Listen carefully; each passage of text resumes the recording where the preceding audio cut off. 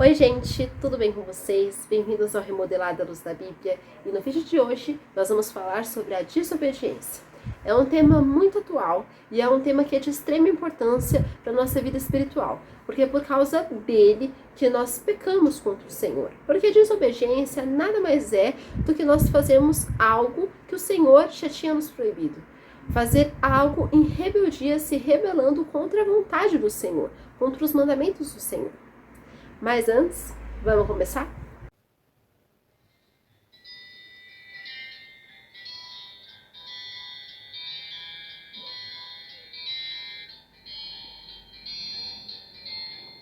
Na nossa leitura bíblica do vídeo de hoje vai se passar no livro de Juízes, no capítulo 1, que diz assim: Depois da morte de Josué, os filhos de Israel consultaram o Senhor, dizendo: Quem dentre nós primeiro subirá aos cananeus para pelejar contra eles? Respondeu o Senhor: Judá subirá, eis que nas suas mãos entreguei a terra. Disse, pois, Judá a Simeão, seu irmão: Sobe comigo a herança que me caiu por sorte, e pelejemos contra os cananeus, e também eu subirei contigo a tua, que te caiu por sorte. E Simeão partiu com ele. Então, o primeiro ponto que eu quero chamar a atenção de vocês é consultando ao Senhor. Esse é o primeiro ponto que eu quero falar, porque eu achei um ponto muito importante. Quando a gente fala sobre a consulta ao Senhor, significa que nós estamos preocupados, sim, em saber a vontade do Senhor. Nós não estamos fazendo apenas as coisas por vontade própria, por desejo próprio e só indo nas nossas vontades, nos nossos próprios desejos. Mas, pelo contrário, a gente viu aqui que eles tiveram essa iniciativa de consultar o Senhor, eles quiseram consultar a Deus. Muitas vezes até queremos saber a opinião de Deus sobre algum assunto, sobre alguma coisa, mas nem sempre estamos dispostos a obedecer à vontade dele.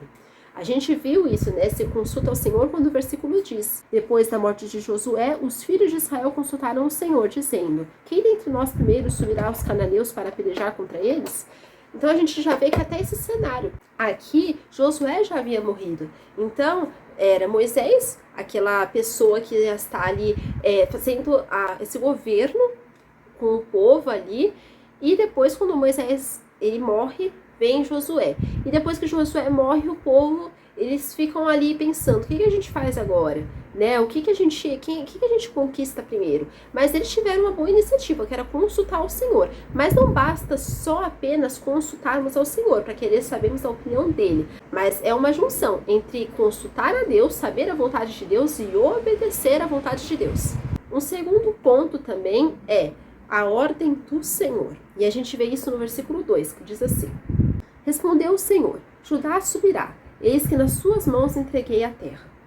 Então a gente viu a ordem do Senhor, que ele respondeu a esse pedido, né? Então ele falou assim: sobe Judá. Eles tinham perguntado quem ia subir primeiro e Deus falou para eles que Judá ia subir primeiro. Então a gente viu a vontade do Senhor. Deus nos apresenta a sua vontade. Quando nós estamos lendo a Bíblia, nós estamos sabendo da vontade do Senhor. Aqui é toda a vontade do Senhor revelada a nós. Deus nos dá as suas ordens de maneira clara, direta e objetiva. E Ele também quer que nós o obedeçamos. Então, como eu falei no princípio, a gente não pode só estar nesse ponto de falar: mas eu soube da vontade do Senhor. Ok, é o primeiro passo a saber, mas depois nós devemos obedecer Ele. Outro ponto muito importante é a companhia, que a gente vê isso também nos próximos versículos, que dizem assim: Disse, pois, Judá a Simeão, seu irmão: Sobe comigo a herança que me caiu por sorte e pelejemos contra os cananeus, e também eu subirei contigo a tua, que te caiu por sorte. E Simeão partiu com ele. Os filhos do Queneu, sogro de Moisés, subiram com os filhos de Judá, da cidade das palmeiras ao deserto de Judá, que está ao sul de Arade. Foram e habitaram com este povo. Aqui nós podemos perceber que Judá, ele tinha sido escolhido por Deus, mas Deus não havia dito nada sobre trazer alguma outra tribo junta para essa conquista. Então repare que Judá já estava desobedecendo. Quando nós vemos aqui, né, que Judá ele vai lá e chama Simeão e fala: vem comigo para a gente conquistar junto, você me ajuda a conquistar minha terra e quando cair a sua sorte eu vou ajudar você também a conseguir a sua. Mas Deus não havia dito que era para duas tribos conquistarem a mesma terra. E sim, para aquele momento, só Judá a subir. Ele não falou nada sobre Simeão. Então, repare que a vontade de Deus, ela é uma vontade clara. A gente sabe, como eu falei, é uma vontade objetiva. Deus nos mostra a sua vontade. Mas nós devemos obedecer. Aqui, Judá estava desobedecendo de certa forma o Senhor. Eles não estavam andando em aliança com essa vontade do Senhor. Eles estavam desobedecendo. Estar acompanhado pode ser bênção ou maldição, mas isso vai depender também tanto da vontade de Deus, da ordem que Deus deu, tanto da companhia.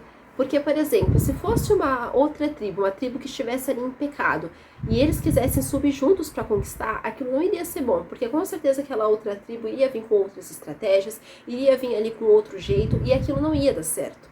Então, a companhia, ela pode nos afastar também de Deus. Nós podemos ser abençoados com a companhia que a gente tem ali do lado, mas nós também podemos ser amaldiçoados.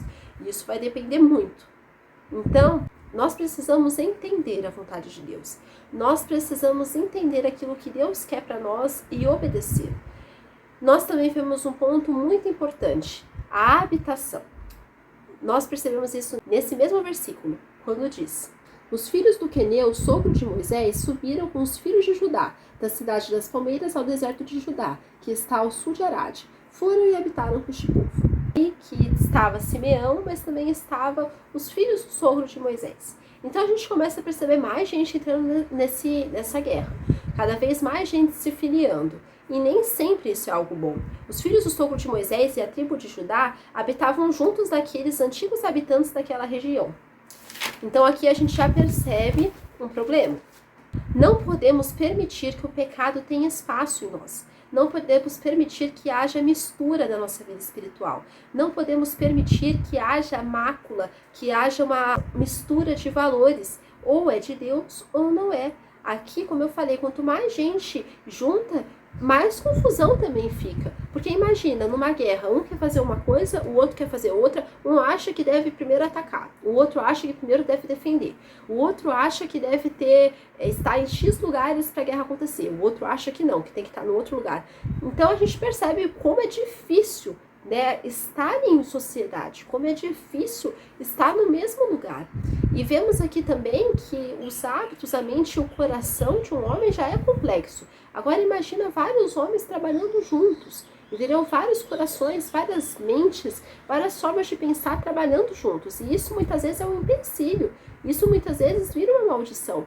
Porque nós devemos ter um coração íntegro para com Deus. E a nossa caminhada deve ser baseada em Deus e em mais ninguém. Nós não podemos nos deixar enredar ou ficar presos por causa que uma outra pessoa não quer seguir o caminho de Deus.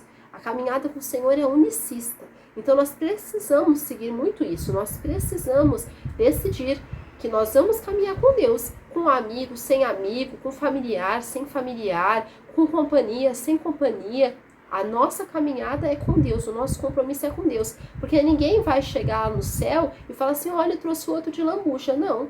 A única pessoa que morreu para nos dar o céu, para nos apresentar o céu e para que nós moremos eternamente lá é Jesus Cristo. E mais nenhuma outra pessoa. Então nós devemos pensar muito nisso.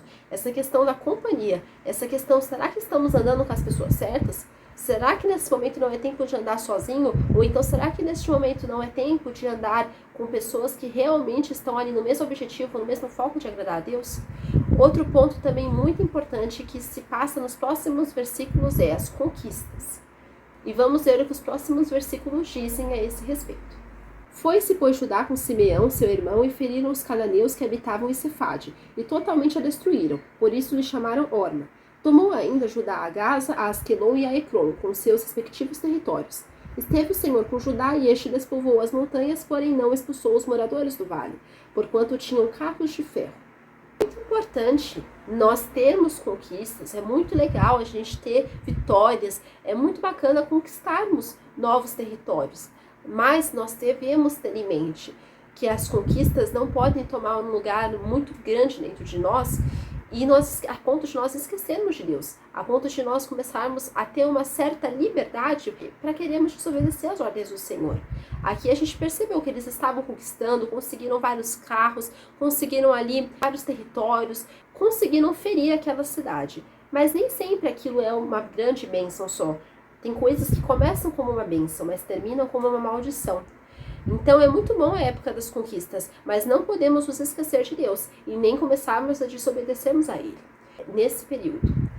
Precisamos sempre ser obedientes e fiéis ao Senhor, com conquista, sem conquista, na época de vitória, na época de derrota, nós precisamos ser fiéis ao Senhor.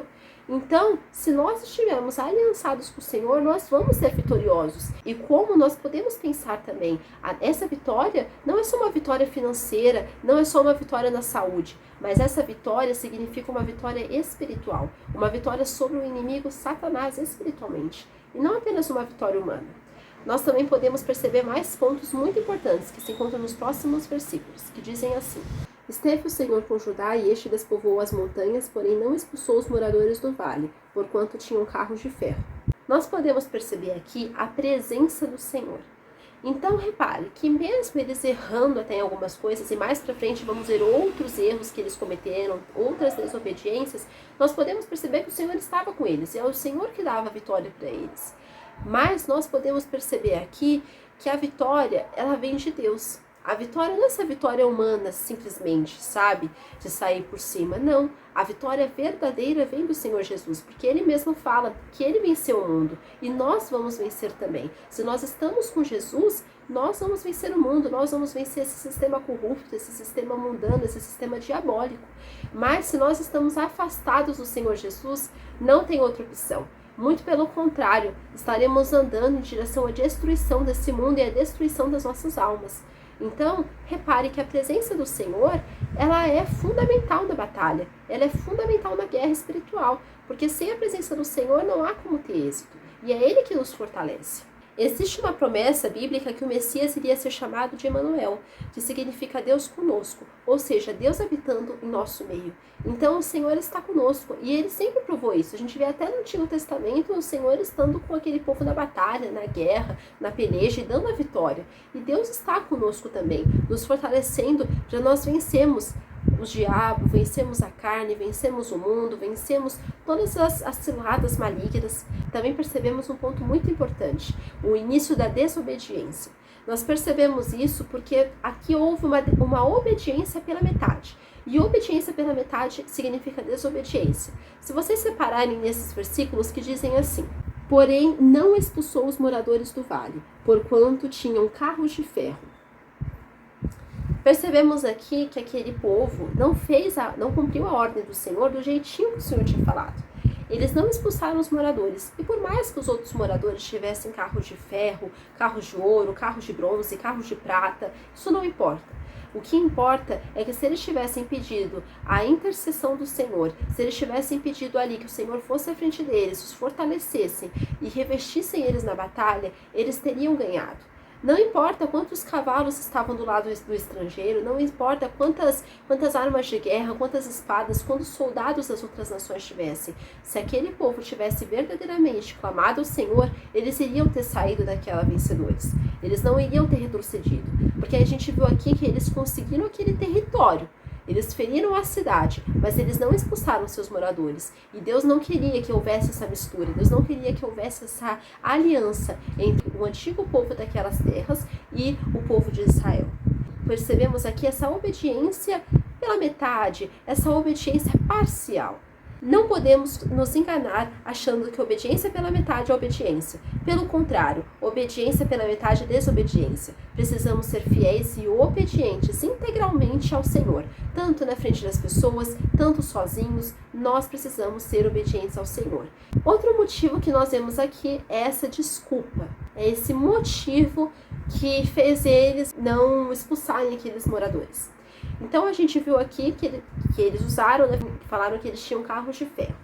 Mas de qualquer maneira, aquilo era uma desculpa, aquilo era um pretexto. Não podemos colocar empecilhos para obedecer a Deus como motivos de desculpas. Nós precisamos obedecer a Deus de forma integral. Nós precisamos amar o Senhor com tudo aquilo que há em nós. Então, nós não devemos usar de desculpas, achando que o diabo é muito mal, ou então que Satanás pegou a gente de calça curta. Não, nós deveríamos pensar que nós precisamos estar sempre vigilantes e fortes espiritualmente e não deixarmos o diabo se apossar das nossas vidas espirituais. E vemos outros pontos muito importantes nos próximos versículos, que dizem assim: E como Moisés o dissera, deram Hebron a Calebe, e este expulsou dali os 3 filhos de Anak.